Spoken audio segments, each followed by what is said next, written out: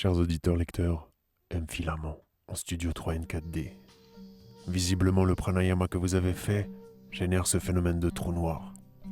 Monsieur Dolk voit la petite Tara continuer de respirer les yeux fermés. Alors il ne veut pas la déranger et va voir de plus proche la manifestation étrange qui semble interagir avec elle. Il va au plus près du trou noir. Il récupère juste au-dessous quelques jolis pompons sur la branche, charge sa pipe et oriente sa loupe vers le soleil. Il vise alors l'herbe avec le faisceau de lumière, attend quelques secondes, puis tire sur la pipe en inspirant la fumée. Il répète l'action plusieurs fois et revient à l'ombre sous le cocotier s'asseoir auprès de Tara. Il range sa pipe, ouvre ses bras ailes vers le trou noir, d'où il voit soudainement sortir un homme portant un chapeau haute forme, vêtu de noir. Il porte des chaussures, un sceptre dans une main et une montre de poche dorée dans l'autre main. Il remet sa montre de poche dans sa poche et d'un ton très froid dit « Enfin, je vous trouve ici, mon cher Papouk Dolk. Je vois que la petite Tara est profondément en elle. Sokorom, c'est elle qui permet notre rencontre ici. Alors allons à l'essentiel, car je ne dispose que de quelques minutes, et ici nous ne savons pas encore à combien de temps cela correspond. » Hotsolt de son sceptre trace sur le sable un trait et un cercle à côté. « Je suis le résultat de l'expérience du 10 dont vous êtes le garant. » D'un regard ébahi et un peu fardé, Dolk répond « Pardon ? Quelle expérience dont je suis le garant ?» C'est l'expérience de la vie sur Terre, et sachant que celle-ci est l'agglomérat de toutes les mémoires de l'univers, la vie est perçue comme intense, et la majeure partie des terriens sont sujets pour l'instant à perdre la mémoire de leur mouvement de conscience lorsqu'ils ouvrent leur canal à cette énergie. C'est pour ça que je ne me rappelle plus d'où je viens ? Si, grand Papouk Dolk, vous vous en rappelez très bien, et c'est pour ça que vous êtes ici, mais votre conscience n'est pas encore habituée à s'en apercevoir. Rafraîchissons donc votre mémoire. Vous provenez d'un état d'être qui pousse à cheminer avec cette innocence et cette nonchalance à la fois. Et à force de cheminer comme vous le faites avec la petite Tara, vous allez créer des repères vous permettant de vous apercevoir que vous savez déjà tout ce que je vous dis. Je proviens d'un état d'être, vous dites ? Oui, sur Ilanta, cet état d'être a créé la seule et unique tribu des Molahan. C'est pour ça que vous êtes là. Molahan pourrait signifier une personne lente. Sur Terre, en malgache, Mola signifie lent. Han en chinois peut signifier regret, mais en allemand, Han signifie cadeau de Dieu. Nous pourrions alors imaginer qu'un Molahan sur Terre est un être qui peine de sa lenteur de conscience, mais que cette condition est également la clé pour accéder à l'état divin. C'est pour ça que le représentant des Molahan sur Ilanta, c'est l'escargot. Les coqs aiment bien manger les escargots, c'est pour ça que vous avez pris cette forme en revenant ici. C'est probablement en mangeant un escargot que vous allez retrouver la source du trajet de l'infini en vous. Ah ? Je n'en ai pas encore mangé ici. Le moment viendra et vous penserez à moi. Chaque Ilantois s'est entraîné avec ses jeux de l'instant à pénétrer la Terre à travers leurs avatars terriens devenus des personnes lentes dans leur mouvement de conscience. Les Ilantois, revenant de la Terre, sont donc sujets pour la plupart à de sérieux ralentissements de leur mouvement de conscience. C'est pour cela que nous sommes comme ça alors. Nous venons de la Terre et nous avons oublié. Mais comment sommes-nous arrivés ici ? Je ne me rappelle pas. Est-ce comme vous, par un trou noir ? Vous, oui, probablement, vu votre aspect. Tara, elle, provient de la montagne carrée, comme tous les autres enfants que vous allez rencontrer sur votre chemin ici. Il n'y a pas vraiment de chemin dans ce grand désert sans fin. Si, il y en a un, mais il se trace en vous.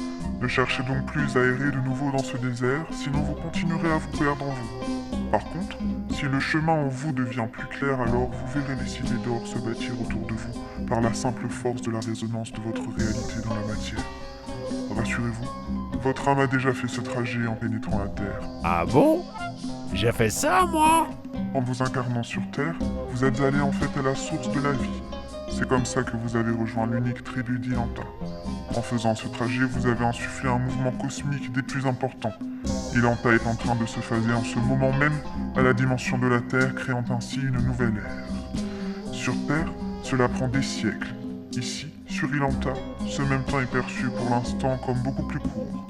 C'est pour ça que lorsque vous étiez un terrien, vous avez perdu la mémoire car elle s'est étalée dans des futilités que la matrice sert à tout le monde et à toutes les sauces pour vous cultiver au creux de la montagne carrée. Est-ce les dieux qui nous cultivent alors ? Oui, c'est exact. La présence endormie des enfants dans la montagne carrée permet leur existence ici. Les dieux jouissent de la liberté de conscience car le terrien dort dans le filet de l'illusion.